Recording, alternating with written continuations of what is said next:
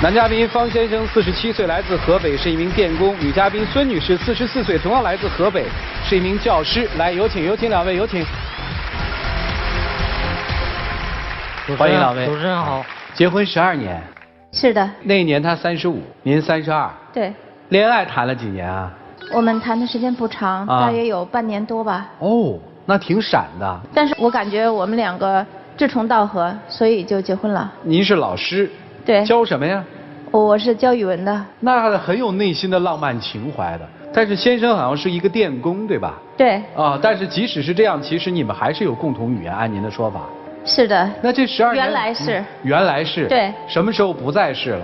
大约有3年了吧。3年。对。这3年发生了什么？我感觉他越来越不在乎我了，而我一直在用心的爱着他，用心经营着这个家。可是我感觉到他离我越来越远了。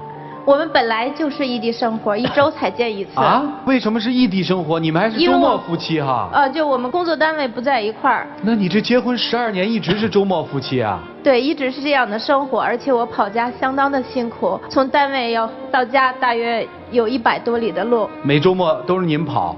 对。那为什么你不跑呢？因为我有时候晕车他比较关着我。那干嘛不在一起呢？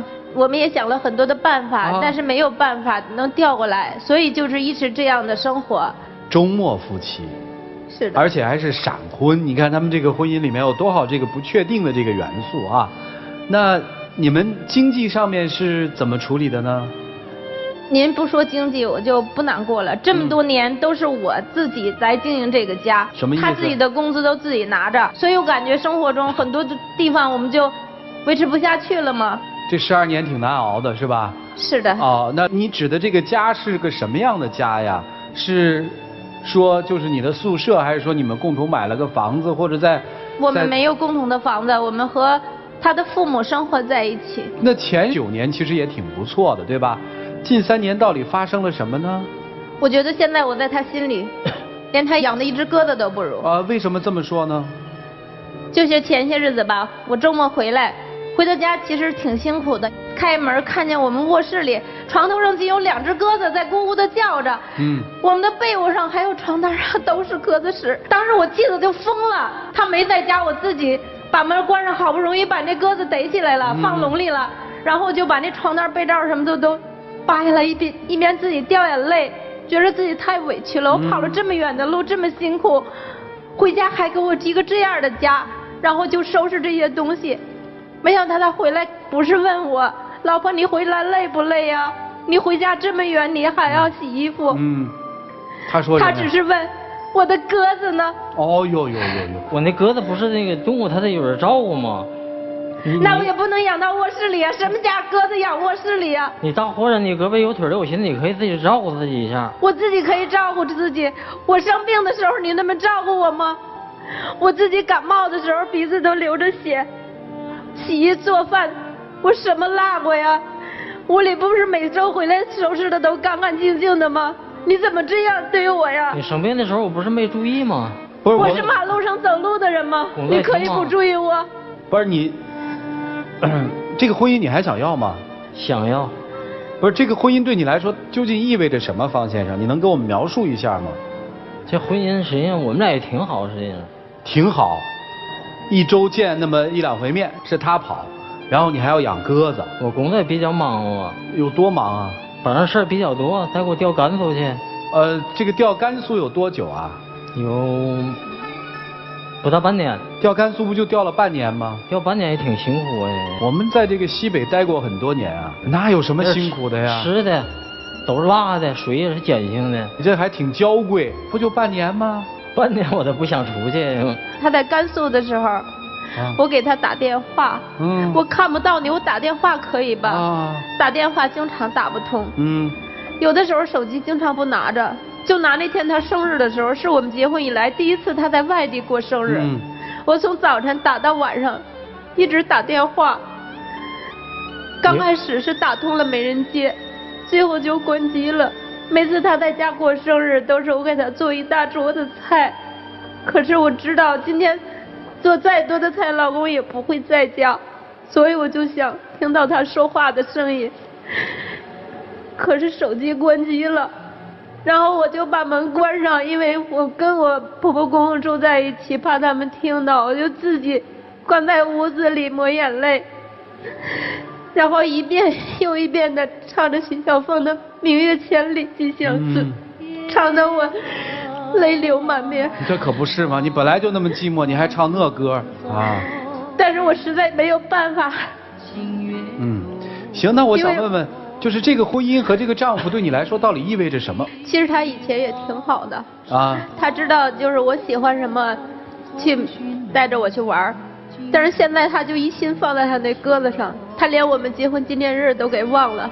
那天我给他打电话，我说老公，你知道今天是什么日子吗？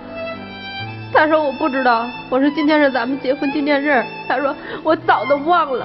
这句话说出来他没有在意，可是我的心里像刀扎一样。也许我是太敏感的一个人。你还说呢，你多次找我们领导倒过去，弄得我这回雁南回都回不了。那为啥我要找领导呢？我不是就是想你回来吗？本来就1周见一次。那你给我找多少麻烦呢？找领导这么一说呢，我也回不了雁南回了，工资也涨不上去，多困难。我愿意那样吗？就是因为咱们家里现在经济条件不好，我才决定做点微商嘛。你给我帮倒忙，有时候呢。那个。我怎么帮你倒忙了？好，我来问啊，这个婚姻你还想要吗？我想要。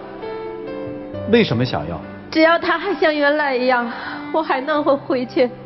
我就不知道他是不是能够像原来一样爱我。这个婚姻你还想要？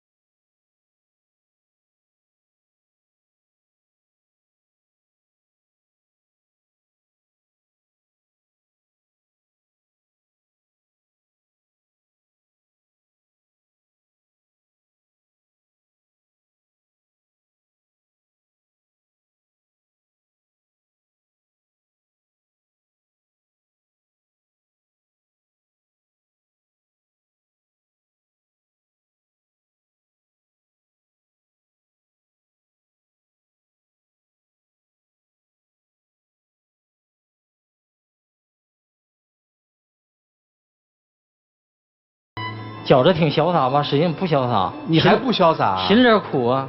心里苦什么呀？人媳妇都这么配着呀，一至周五是不是？啊，我这媳妇不跟我身边。哦，那你为什么找一个不跟你身边的媳妇呢？想找个有工作的，漂亮点的。哦。也是挑晚上。她符合对吧？她晚上有工作，有文化，有漂亮。漂亮凑合吧。你这个婚姻到底要不要？说实话。我也得看他表现，他表现成什么样，你就要他。回到以前那样，温柔啊，温柔，能给我洗洗衣裳，做做家务。其实说白了就是伺候你呗。娶个媳妇不能那啥吗？问你一个问题啊，他辞职不干了，回家你能养他吗？我能养他，但我不希望他辞职不干了。为啥呀？你娶媳妇儿是图她伺候你，她嫁给你图什么？不能那么说，她嫁给我伺候我。你照顾她吗？有时候想照顾不好呗。你照顾鸽子还是照顾她呀？鸽子我比较稀罕，另外它是动物，人呢？人你不稀罕，你稀罕动物。你跟鸽子过去吧。但是我有时候顾不了它，有时候。你顾不了它，顾鸽子。你们这种状态3年痛苦吗？怎么会不痛苦？那你现在要这个婚姻是为什么呢？我是这么想，其实如果没有原则性的问题，如果他能够为我而改变的话，我还是可以原谅他。如果他那您认为什么是原则性的问题啊？比如说外边有别的人，移情别恋了，应该算哈。那能不能认定为他移情别恋鸽子了呢？这个我感觉，就是可能跟他自己个人的想法有关系。我感觉不应该算吧。唉，我看不清楚，就这个女人到底欠了你什么？你12年对她经济是不公开的，12年来你们一直是异地的生活，而所有主动的跑都在她，你从来没有跑过。在单位工作的不好，把他怪罪到妻子的身上，因为妻子去跟领导谈了你调动工作的事儿。那我就好奇怪，他还不愿意离开，他还一个那我得看他的表现呢。你凭什么呢？你凭什么呢？你凭什么呀？凭我的实力呗，他还是看上我了呗，我才敢这么说。哎，一起进入丘比特问卷。我问你，这位男生，你觉得你老婆高攀你吗？我没讲他高攀我。我觉得你心里是看不起你老婆呢。分离是为了有一天相聚，所以我们大家各自努力，然后彼此相系，有一天我们能够在一起，这才是异地恋的目的嘛。可是你不是啊，你并没有想要他回来跟你在一起，你是爱上了鸽子，是不是？鸽子心里有玩意儿，但他也有的。差一点，就他比鸽子差一点是吧？鸽子因为它是个动物嘛，没人照顾。他那意思就是说鸽子。所以你觉得你老婆在那边哭泣、孤单，都不需要照顾？胳膊有腿儿，他可以那啥呀？哎，我问你，你的观念，你凭什么结婚啊？你根本不尊重婚姻，你也不懂婚姻。我没那想法，不尊重婚姻。你没这个想法的事儿，你全都干了，你知道吧？你说你没有这个想法。我讲的不是说尊重婚姻，而不是说你去找了另外一个女人或者怎么样，而是你不尊重这个婚姻。第一个钱你也不给她，这个女生，我请问你太太，你做微商为了什么？我就是想改变家里的生活，因为现在她赚的挺少的。你希望赚多一点，有一天能够跟她早日相聚住在一起，是不是？是的。这就是你老婆的答案，你呢？我没想到那儿。你没想到那，你为什么要结婚？大哥，你说你没有想的事情，你每件事情都做了。譬如说，你现在就是住在家里吃爸妈的，住爸妈的房子，这就叫啃老族。你说你没有不尊重婚姻，但我告诉你，婚姻男人的责任好重的。请问你扛了什么责任啊？你半毛钱也没有拿回家养家，他累得半死也没累到你啊。坐车打车回家的也是他。现在做微商贴补家用的也是他，帮鸽子清理粪便的也是他，洗衣服的也是他，然后你还要看看状况，能不能让他继续续任下去？你到底哪位啊？也许我错了吧？也许你错了，哇！我都想问你，你觉得你老婆她到底做错了什么事，这辈子要接受这个惩罚，继续伺候你啊？我没惩罚她，我没教她惩罚。你跟你结婚就是一种惩罚，你有没有拿钱给老婆用？你有没有先顾到他的眼泪？你照顾鸽子的时候有把他放在心上吗？他结了婚，但是却过了12年以上没有老公照顾的日子，就是一种惩罚。这意思全是我的错了啊？啥？他说你的意思是全是我的错呀？听起来是的，因为到目前为止我们全场真的没有听出来他错在哪儿。亲爱的大姐。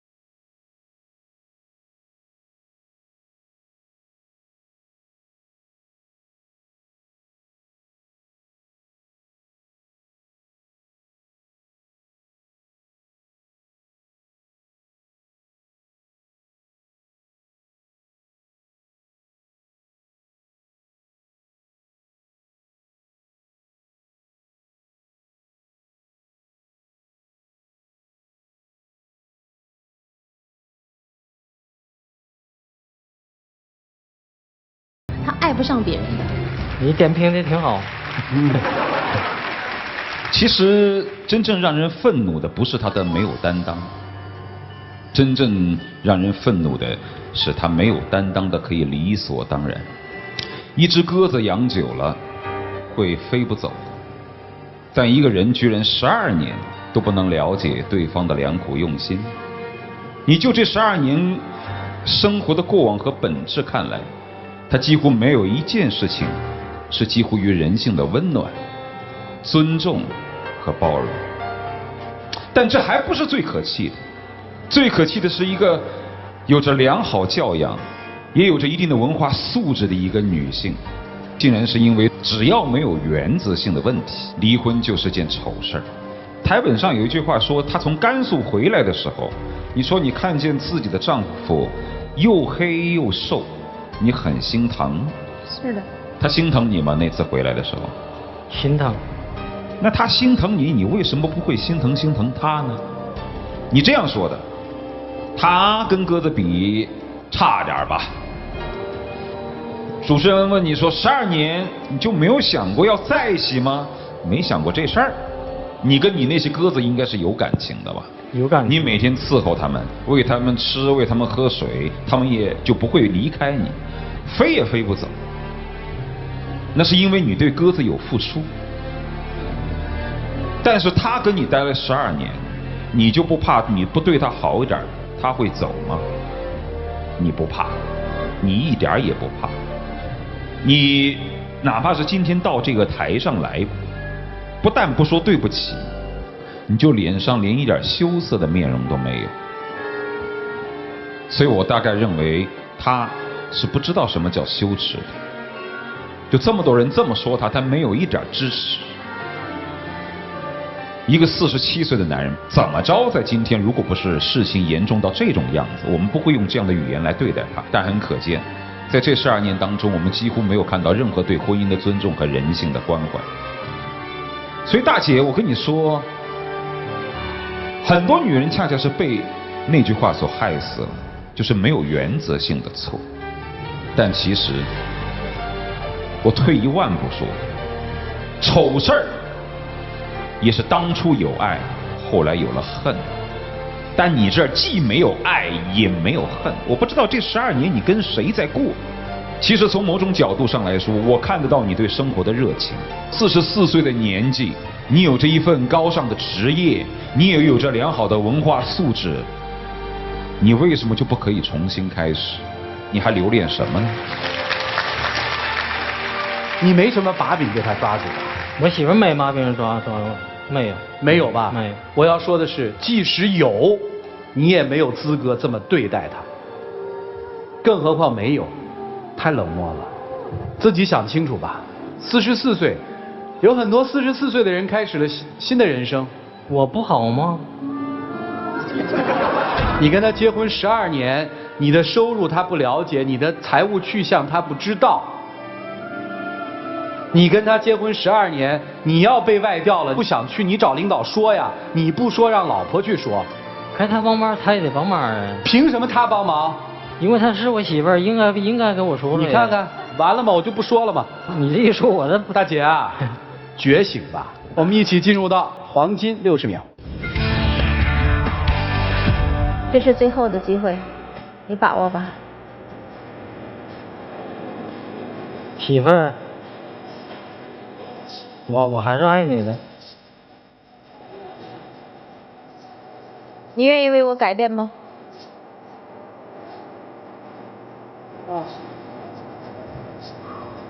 你愿意改变不？考虑考虑。那我也考虑考虑。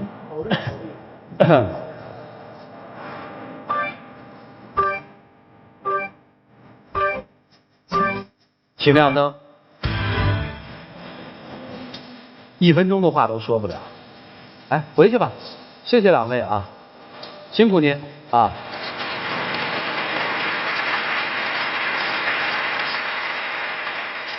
哎呀，来，请关门，请关门。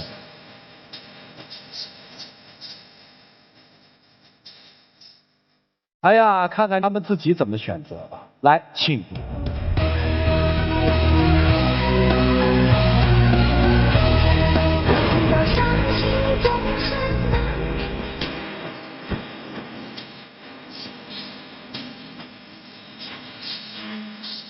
哎呀，我媳妇呢？走了啊？海红，你回来吧。海红，你回来吧，我依然爱你。海红，回来吧。你明白你错了吗？我能改的我都改了。你能改什么呀？他跟后头去了吧？他还躲到后头去，你那么会幻想。我想我什么也不让你说了，我只想说，他可能这一生第一次急了，第一次。海红，你回来吧。不要回来，不要回来。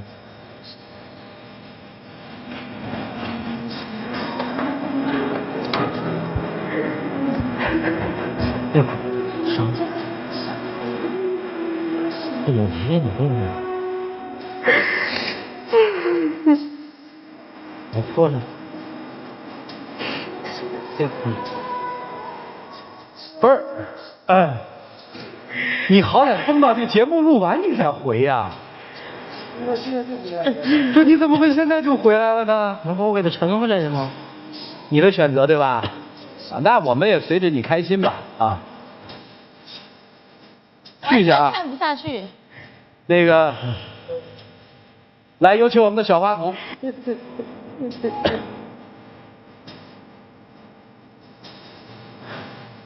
这给我，谢谢。我一会儿要送您一个礼物，这是伊贝诗的给女性专门做护理的一套护肤品，他们给这套礼物起了个名字叫白色恋人。这句话我送给你吧，我是爱的色盲。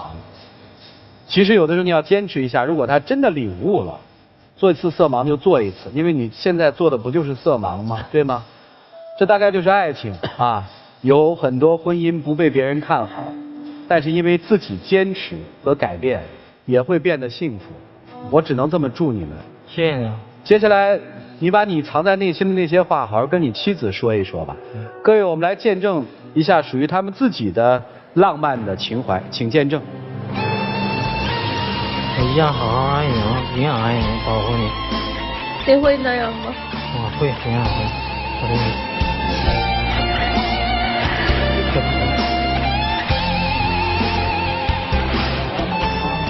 多抱会儿吧，多抱会儿吧。天天抱鸽子也不抱老婆。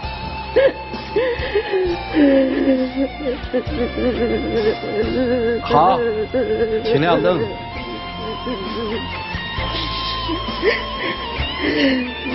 赶紧长大吧，47岁的人了还一点没长大，好好教他吧。这个送给你们，两位请回。